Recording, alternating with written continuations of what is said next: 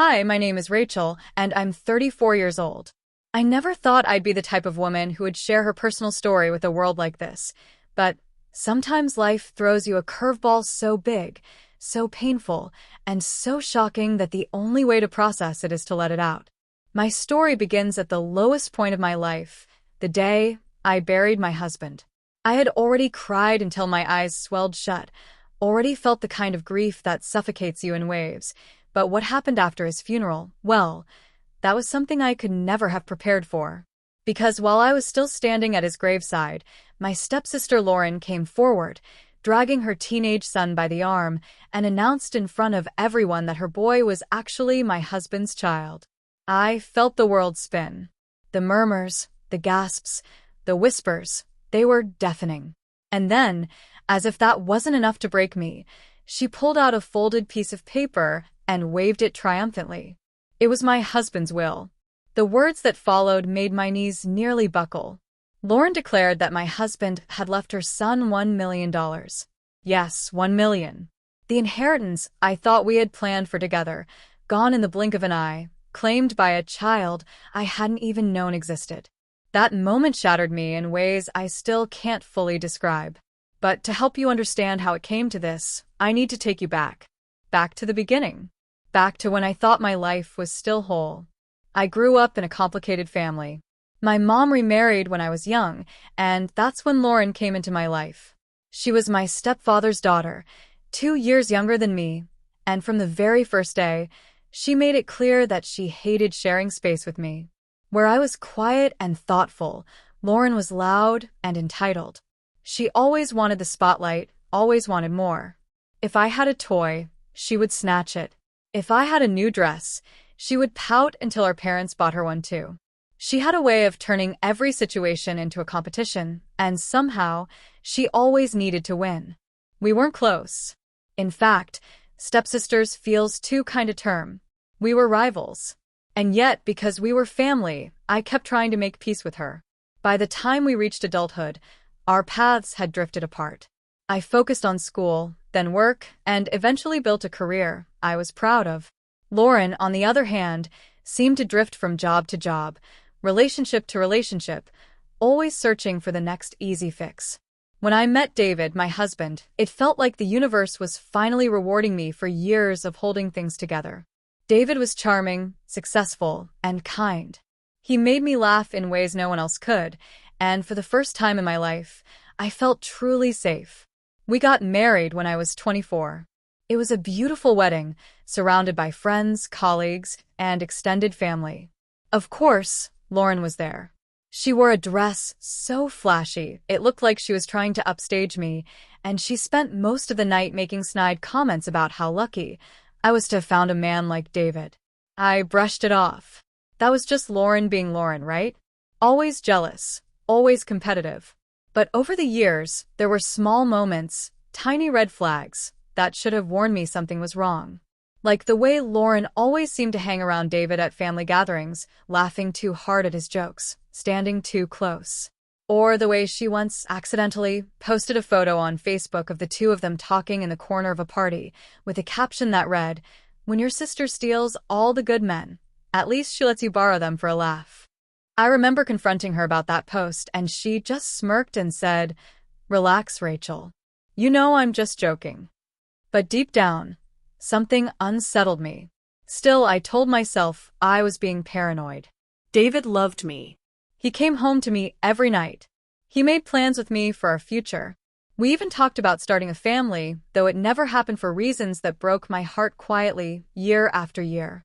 Through it all, I clung to the belief that our love was solid. That even though I couldn't give him children, we were still enough for each other. I didn't know then that while I was grieving every negative pregnancy test, Lauren was carrying something of his. Fast forward to the day of his death. David had been sick for months, though he'd hidden how bad it was for me. When he finally collapsed, it was too late. The hospital couldn't save him. Losing him felt like losing my anchor, my best friend, my partner. The funeral was the hardest day of my life. I wore black, my hands trembling as I clutched the folded tissue in my palm. Friends hugged me, neighbors offered condolences, and every word felt like sand slipping through my fingers. Nothing could fill the hole he'd left behind. And then came Lauren. She didn't come quietly, didn't approach me with sympathy. No, she came with fire in her eyes and a smug smile playing on her lips. She tugged her son along, a boy I'd seen grow up but never paid much attention to. And in front of everyone, our relatives, my coworkers, David's friends, she announced that her son wasn't just hers. He was David's. My heart stopped. The whispers rose instantly, people shifting uncomfortably in their seats, some gasping out loud. I felt dizzy, as if the ground beneath me had cracked open. But Lauren wasn't done.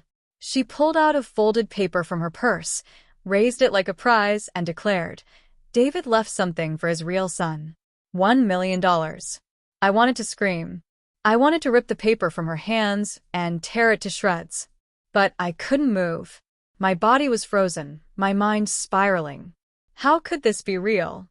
How could David betray me like this? And why? Why would he give her son so much, while leaving me with nothing but grief? That was the moment my world collapsed. And that's just the beginning. Because what followed in the weeks after that reveal was even darker, even messier, and even more shocking than anyone could have imagined. But I'll get to that soon. If you're watching this right now, tell me in the comments where you're tuning in from. And while you're at it, make sure you hit that like button and subscribe because trust me, you don't want to miss what happens next in the story. If you've followed me this far, you probably think you already understand the betrayal. That my husband's secret affair with my stepsister Lauren and the existence of her son was the ultimate stab in the back. But trust me, it goes so much deeper than that. Let me take you back to when the cracks in my marriage first started to show. After David and I got married, life was good. Not perfect, not without challenges, but good in that warm, everyday kind of way. We had a modest house in the suburbs, a dog named Charlie who was basically our child, and routines that gave me comfort. Saturday morning coffee runs. Sunday dinners with my mom. Movie nights where we fought over what to watch but always ended up cuddling on the couch. To the outside world, we were the picture of stability. But Lauren was always there, hovering like a shadow at the edges of our lives. It started small, little visits that felt innocent enough. She'd just be in the neighborhood and drop by unannounced. She'd call David directly instead of me when she needed something fixed, like her car battery or a leaking faucet. At first, I thought nothing of it. He was handy and she was family. Why wouldn't he help? But then, the visits stretched longer. The conversations grew quieter. Sometimes, when I entered a room, they would stop talking mid-sentence, like I'd interrupted something I wasn't supposed to hear. I brushed it off as paranoia. I didn't want to be that wife, the jealous, insecure one. I trusted David. Or, at least I wanted to. One night, though, I overheard something that stuck with me. Lauren had come over for dinner. We'd just finished eating, and I was in the kitchen loading the dishwasher. They thought I was out of earshot. I heard Lauren laugh, a laugh that was too loud, too forced, and then she said, "You know, if things had been different, you and I would have made a great couple." I froze. David chuckled awkwardly, the kind of laugh he used when he didn't know what else to say. And then he muttered something I couldn't quite make out. I stood there, my hands shaking as I gripped a plate. Part of me wanted to storm in and demand answers. But another part of me, the part that feared what I might actually discover, stayed rooted to the spot, pretending I hadn't heard a thing. That night, lying in bed, I stared at the ceiling while David slept peacefully beside me. My mind spun with questions. Did he feel the same way? Was there something happening between them? Or was Lauren just stirring trouble, as she'd done all her life? I convinced myself it was the latter. That Lauren, always the attention seeker, was simply trying to rile me up. But the doubt had planted its seed. Years passed. David and I grew older, our dreams of children quietly fading into the background as we focused on our careers. Lauren, meanwhile, became a mother. I remember when she announced her pregnancy. She didn't even bother with subtlety. She practically flaunted her baby bump at every family gathering, basking in the spotlight like it was her crown. She never revealed who the father was, brushing off questions with vague answers like, "It doesn't matter." What matters is my baby. And everyone, our parents, mutual relatives, even friends, tiptoed around her. Because Lauren had a way of making everything about her, and confronting her only led to drama. But me? I couldn't shake the unease. Something about the timing of her pregnancy, the way she glared at me whenever David was in the room, the smug little smirks she wore. It gnawed at me. I never said anything. Not to David, not to my mom, not to anyone. I swallowed my doubts and tried to focus on my marriage. But deep down I knew. Fast forward again to the present, after David's death. When Lauren made her announcement at the funeral, when she declared her son was David's child and waved his will for all to see, it didn't just shock me. It confirmed the darkest suspicion I'd buried for years. David had betrayed me. And yet, even in that moment of devastation, something inside me stirred, a spark of defiance, of disbelief. Because you see, David was a planner. He never made rash decisions, never left anything to chance. If he had truly left a will, if he had truly set aside $1 million for Lauren's son, then why hadn't he told me? Why hadn't his lawyer contacted me? Why hadn't I seen even a hint of this before his death? No. Something about this didn't add up. Lauren was many things: selfish, entitled, cruel, but she was also manipulative. And I couldn't shake the feeling that she was twisting the truth for her own gain. But to prove it, I needed answers. And I was determined to get them. In the days that followed, I plunged myself into investigation. I contacted David's lawyer. I combed through his office at home. I searched every drawer, every file, every folder.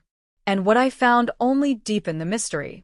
Yes, there was a will, but the copy I found didn't match the one Lauren had waved at the funeral.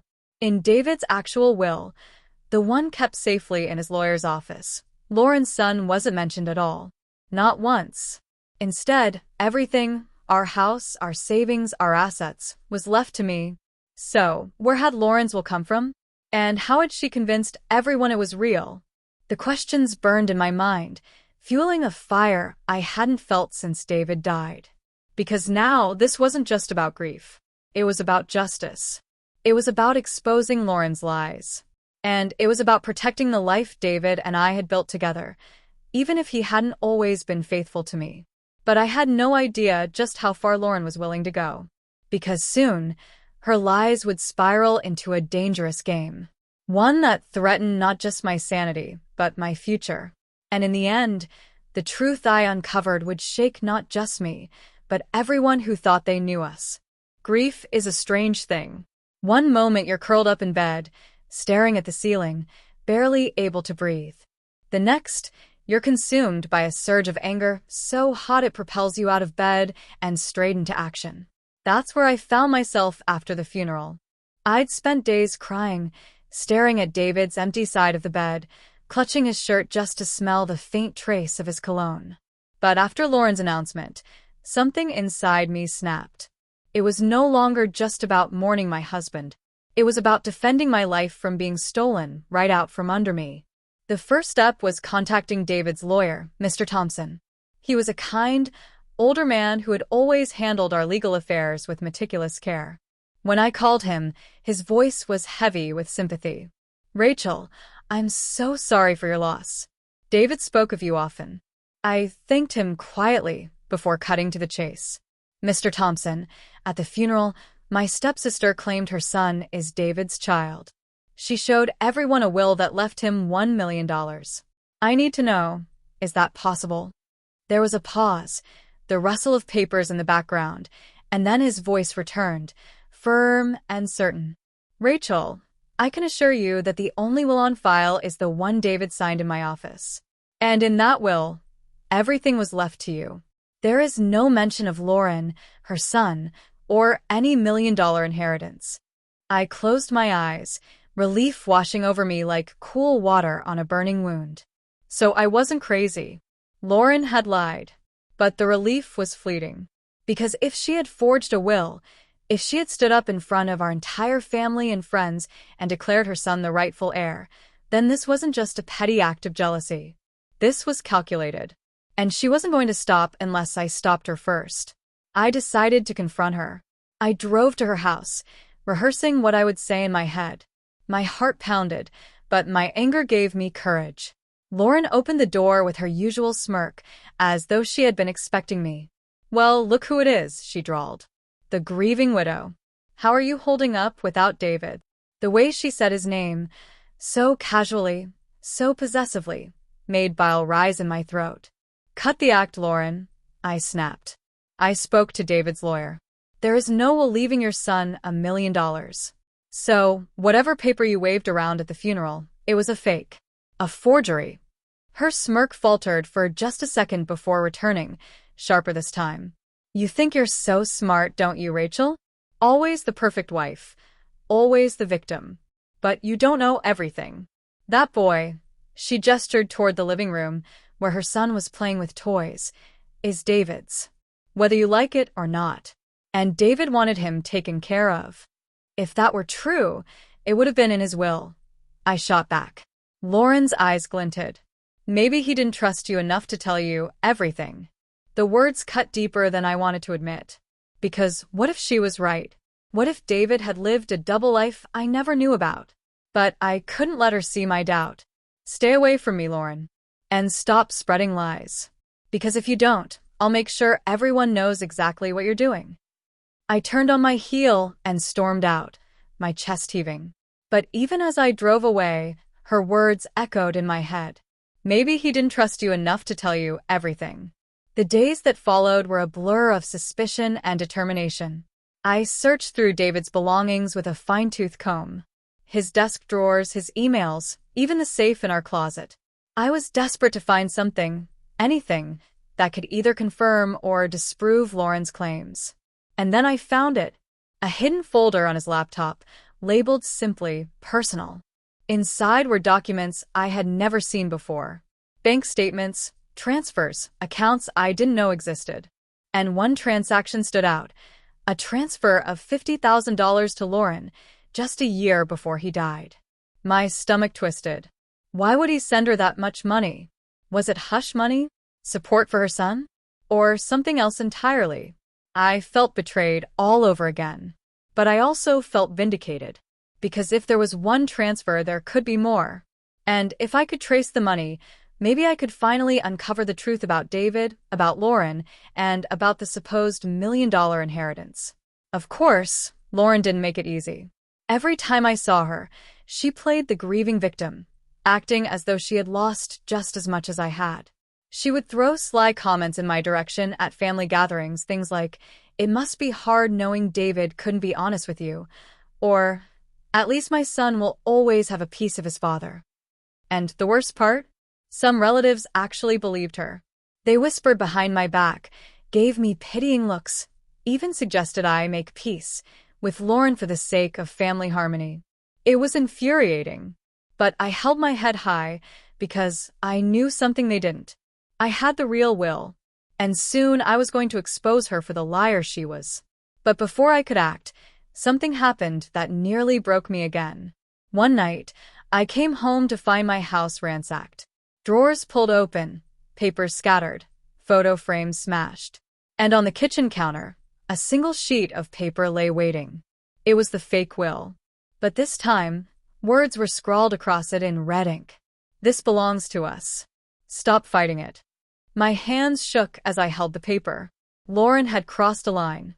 This wasn't just about money anymore. It was war. If you're still with me, drop a comment right now and let me know what you think Lauren's endgame is. And don't forget to hit that like button and subscribe because the next part of the story is where things really start to unravel. The night I found my house ransacked, I realized something terrifying. Lauren wasn't just bluffing. She was willing to cross lines I hadn't even imagined. I sat on the living room floor that night, clutching the fake will in my hands, my heart pounding so hard I could feel it in my throat. The words written in red ink, "This belongs to us. Stop fighting it," were burned into my brain. I didn't sleep. I couldn't. Every creak in the house made me flinch. Every shadow felt like it was Lauren or someone she'd sent. The next morning, I went straight to the police. I showed them the mess, the note, explained everything. The fake will, the funeral outburst, the threats. But the officer on duty just sighed and scribbled into his notepad. Do you have proof your stepsister did this? No, I admitted, frustration tightening my throat. But who else would it be? He shrugged. Without evidence, there's not much we can do. File a report, sure. But unless you catch her in the act, this is just speculation. Speculation. That word haunted me, because deep down I knew the truth. Lauren was behind this. But proving it? That was the hard part. In the days that followed, the tension only grew. Lauren paraded around like she had already won, dropping not-so-subtle hints to relatives that I was unstable and obsessed. She told anyone who would listen that her son deserved David's inheritance, and that I was selfish for trying to steal from a child. I wanted to scream every time I heard it, but instead I forced myself to stay calm, to be strategic. If Lauren wanted to play games, I would beat her at them. I started documenting everything. Every call, every visit, every strange occurrence. I took photos of the ransacked house, made copies of both wills, even recorded conversations with her whenever I could. Because one day soon, I would need all of it. But Lauren wasn't content to stop at words. One evening, I was leaving the grocery store when I spotted her by my car, leaning against it like she owned it. What are you doing here? I demanded, clutching my bag tightly. She smirked, her eyes gleaming with that same cruel satisfaction I'd seen at the funeral. Just making sure you're not doing anything stupid, Rachel. Like trying to hide assets that rightfully belong to my son. I scoffed. Assets? You mean lies. Because that's all you have, Lauren. Lies. Her smile widened. You keep telling yourself that. But let's face it, you couldn't give David what he wanted. I could. That's why he came to me. That's why my son exists. And that's why, in the end, I'll win. Because you were just the placeholder wife. Her words hit me like daggers. I wanted to lash out, to scream in her face, to slap that smug grin off her lips. But instead, I took a deep breath and said, enjoy your fantasy while it lasts, Lauren. Because soon, everyone will see you for what you really are. I got into my car and drove away, my hands trembling on the wheel. But as angry as I was, a new resolve settled over me. I wasn't just fighting for myself anymore. I was fighting for the truth. That night, I dug deeper into David's hidden files. The $50,000 transfer wasn't the only one. Over the course of 5 years, there were multiple payments to Lauren, sometimes thousands, sometimes smaller amounts, but always consistent. At first, I thought it was proof of their affair. Proof that David had been secretly supporting her and her son. But then I noticed something odd. Each payment lined up with one of Lauren's debts. A missed mortgage payment. A repossessed car. A credit card lawsuit. It wasn't love money. It was bailout money. David wasn't giving her gifts, he was cleaning up her messes. That realization shifted everything for me. Because if David had truly loved Lauren, if he had truly wanted to build a secret life with her, would he have treated her like a charity case? Or was this something else entirely? The more I thought about it, the more I began to believe that Lauren's $1 million inheritance wasn't David's plan at all. It was hers. The next family gathering confirmed my suspicions. We were at my mother's house, sitting around the dining table, the air thick with unspoken tension. Lauren made her usual grand entrance, her son trailing behind her like a trophy she loved to flaunt. Halfway through dinner, she cleared her throat dramatically and said, "It's only fair that my son gets what he deserves. David loved him, and he wanted him provided for. It's what's written in the will." I couldn't help it. I laughed. Everyone turned to look at me, some in shock, others in confusion. "What's so funny?" Lauren snapped, her cheeks flushing. I met her gaze calmly. "What's funny, Lauren, is that I've seen David's real will. The one kept by his lawyer. And guess what? Your son's name isn't in it at all." Gasps filled the room. My mother's fork clattered against her plate. My aunt covered her mouth. Lauren's face went pale, then red with fury. "You're lying." I shook my head. "No. You're the liar. And I have proof. So unless you want everyone to know just how far you've gone to manipulate us, I suggest you stop the charade right now." The room was silent, all eyes on her. For the first time, Lauren didn't have a quick comeback. She looked cornered, trapped, like an animal caught in headlights. And in that moment, I knew I had the upper hand. But I also knew she wasn't going to give up easily. Because Lauren was never the type to back down. And whatever game she was playing, she had just raised the stakes. The moment I dropped that letter on the table, every pair of eyes turned to it. The air grew heavy, and you could almost hear hearts beating. Lauren's smirk slipped for the first time, but she quickly forced it back on her face. "This is nothing," she said, her voice sharp, her hand trembling slightly as she pointed at the paper. "It's unfinished. Just scribbles. David didn't mean any of it." I leaned forward, my voice steady, cutting through the silence. "Funny how he managed to write the words, 'Her child is not mine.' Scribbles or not, those words were deliberate." The room shifted. My mother-in-law's lips parted, shock flickering in her eyes. A cousin gasped, dropping a fork to the floor. Even Tyler, Lauren's son, looked between us, wide-eyed and lost, sensing the tension but not understanding it. "Rachel," my mother-in-law finally whispered, her voice trembling. "Where did you find that?" "In David's office," I said, locking eyes with Lauren. "Hidden away, like he wanted me to find it." Lauren's mask cracked. She slammed her hand against the table, rattling the dishes. "He was under stress. He didn't know what he was writing." "You're twisting his words, Rachel. You always twist everything." But her voice cracked on that last sentence, and everyone heard it. The silence was unbearable, thick enough to choke on. Relatives glanced at each other, unsure of what to believe. Some leaned toward her, still under the illusion she carefully spun, while others began shifting toward me. One of David's brothers finally spoke. His tone was measured, suspicious. "If that's true, Lauren, then why are you parading around that will? Why not just let the lawyer handle it?" Lauren's eyes darted nervously. She reached into her purse and pulled out the folded papers she'd been flaunting for weeks. With a dramatic slam, she spread them across the table. "Here. This is proof. David signed it. It says Tyler inherits $1 million. Read it." No one rushed to touch it. When they finally leaned closer, the murmurs began almost instantly. Words like typos, missing signatures, wrong seal drifted around the table. I didn't move. I just watched. Finally, David's eldest sister looked up, her face pale. "Lauren, this doesn't look real. The formatting is wrong. And there's no witness." Lauren's voice pitched higher, shrill with desperation. "It's real. You're just saying that because you don't want Tyler to have what's his. You're all blinded by your loyalty to her." She jabbed her finger at me. "You've always loved Rachel more. You think she's perfect, but David loved me. He promised me." I stood slowly, my chair dragging against the floor. My chest was tight, but my voice was calm. "You can scream all you want, Lauren. It won't make your lies true. The fact is, David left nothing for you. And tomorrow, I'll bring out the real will so everyone can see it with their own eyes."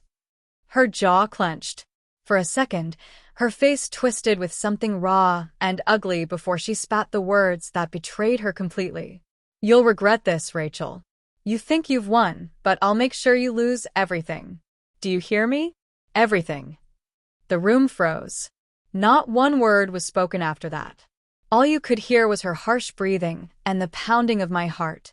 And in that silence, I knew the war between us was far from over.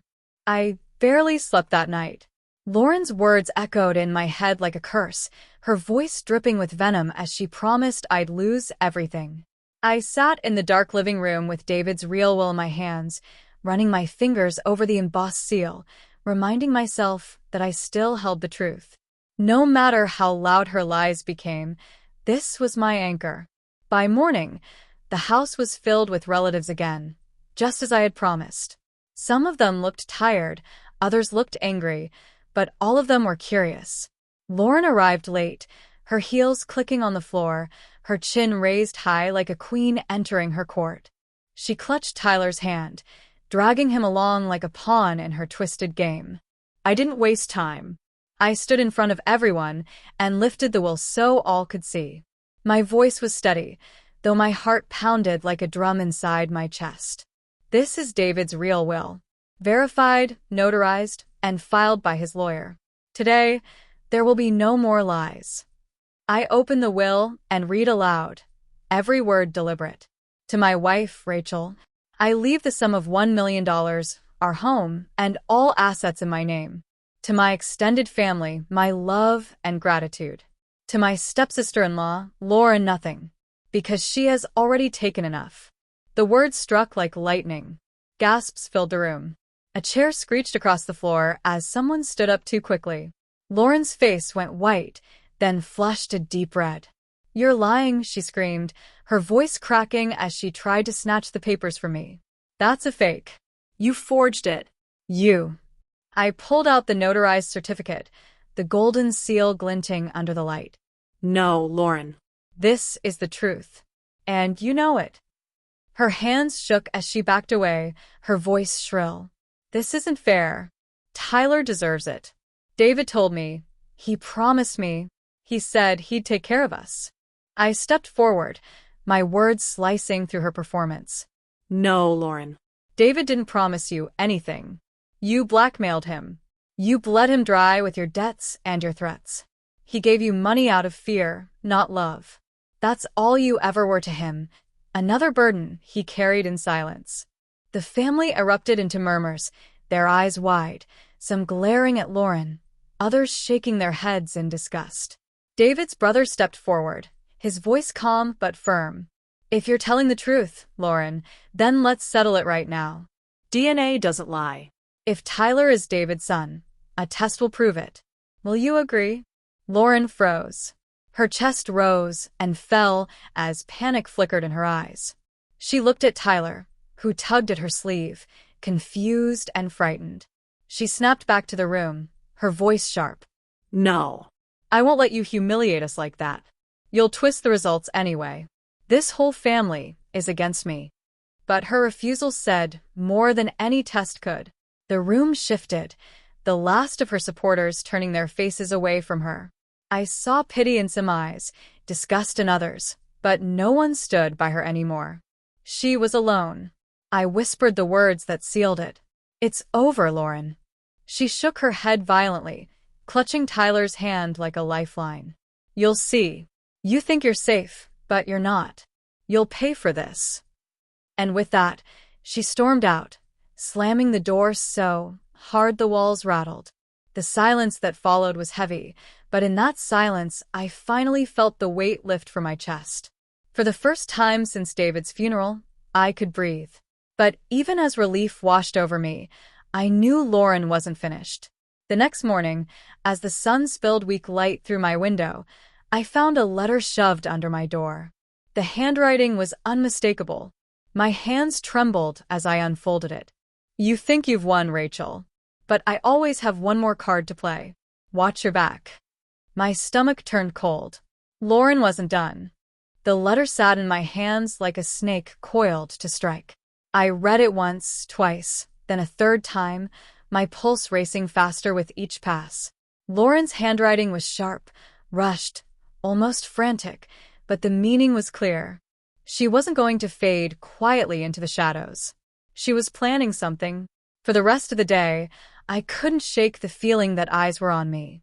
Every sound, the creak of the porch, the slam of a car door outside, set my nerves on edge.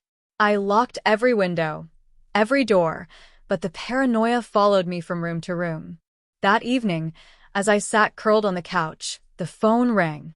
My heart leapt into my throat. I almost didn't answer, but curiosity pushed me to pick it up.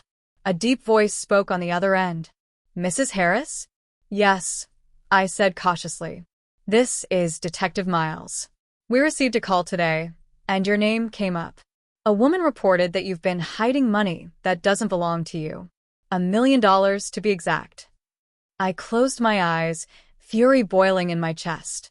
"Of course. Her name," the detective continued, "is Lauren." I steadied my voice. "Detective, I have David's will. notarized and verified. The money is legally mine. She's lying. We'll need you to come down and provide documentation, he said.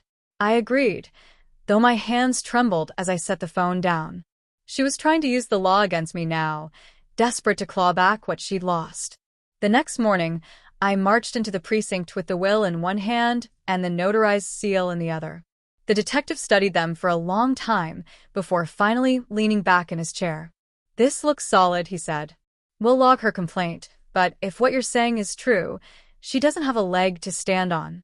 Relief loosened the knot in my chest. For a moment, I thought maybe, just maybe, this was the end of her schemes. But Lauren wasn't done. 2 days later, I woke to shouting outside my house. I ran to the window and froze. Lauren stood on the sidewalk with a group of neighbors gathered around her. She was crying loudly, her voice carrying through the street. She stole everything from me, she wailed. My son is fatherless and penniless because of her. David promised to take care of us, and now she's throwing us to the wolves. Whispers spread through the crowd. People glanced up at my house, some with sympathy, others with suspicion. My hands curled into fists. She wasn't just trying to destroy me with lies. She was poisoning everyone around me. I stepped outside, my voice cutting through her theatrics. Enough, Lauren. The crowd turned. She stared at me, eyes wild, cheeks streaked with fake tears. You're a liar, she spat. You stole my son's future. But don't worry, when I'm finished, everyone will know the truth about you. They'll know what kind of woman you really are. The venom in her voice chilled me. And in that moment, I realized something terrifying. Lauren wasn't just after the money anymore.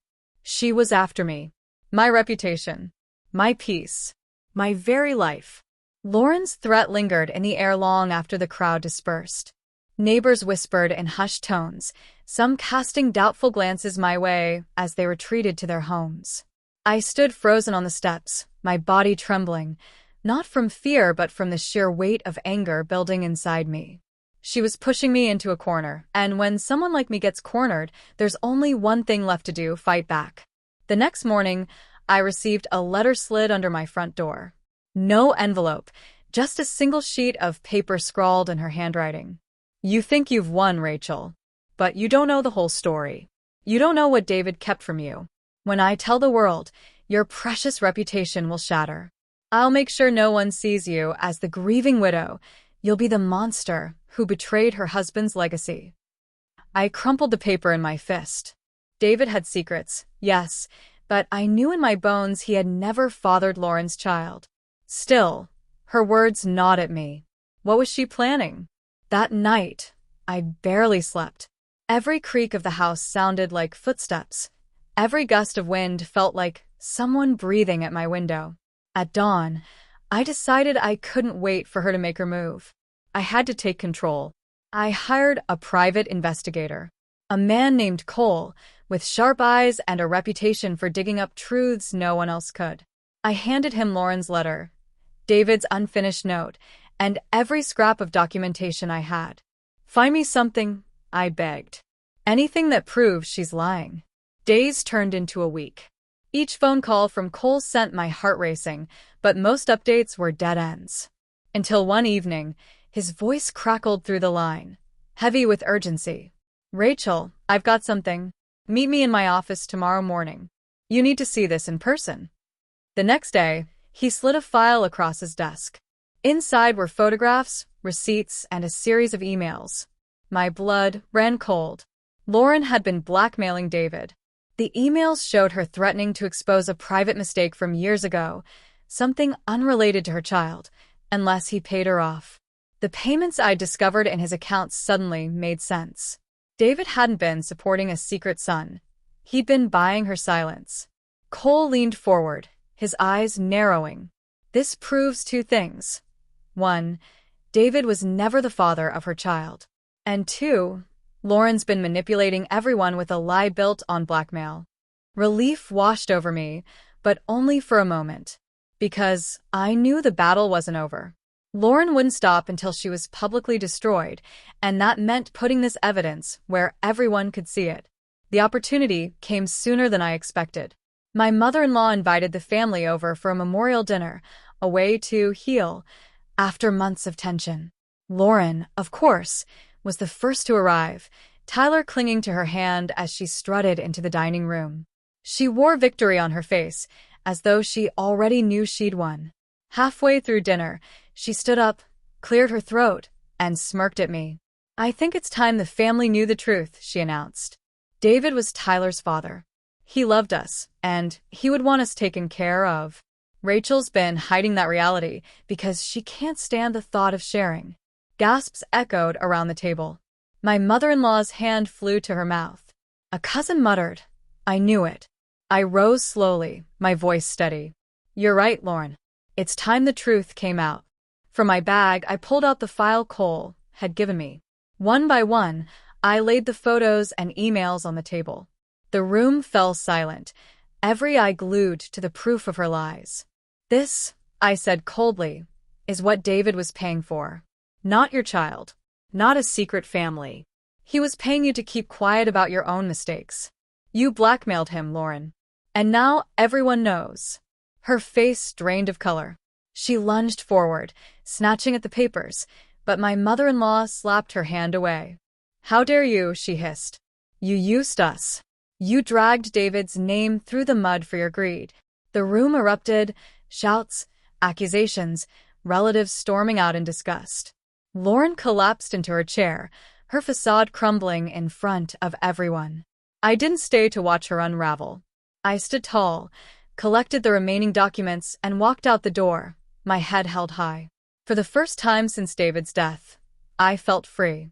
That night, as I sat by the window watching the stars, I finally let myself breathe. Lauren's lies had crumbled, her mask ripped away. The inheritance was safe, my husband's name was cleared, and my future, my peace, was mine again. But deep down, I knew one thing for certain. If Lauren had the chance, she'd try again. People like her don't give up easily. And when she did, I would be ready.